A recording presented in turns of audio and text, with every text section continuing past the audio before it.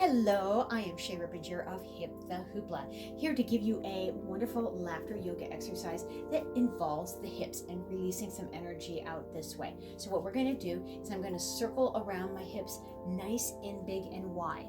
Now I'm going to add a smile and an inhale to the forward portion of this and a laughter exhale to the backwards portion of this. That what looks like this. So inhale it in, smile, and then exhale it out, laugh.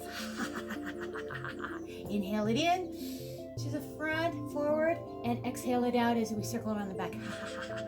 Inhale it in, and then exhale it out.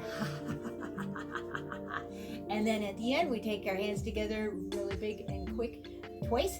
Very good, yay. Very good, yay. So I hope you've enjoyed that. Share this, like, subscribe, all the things for Hip the Hoopla. Rock on, peace out. Bye.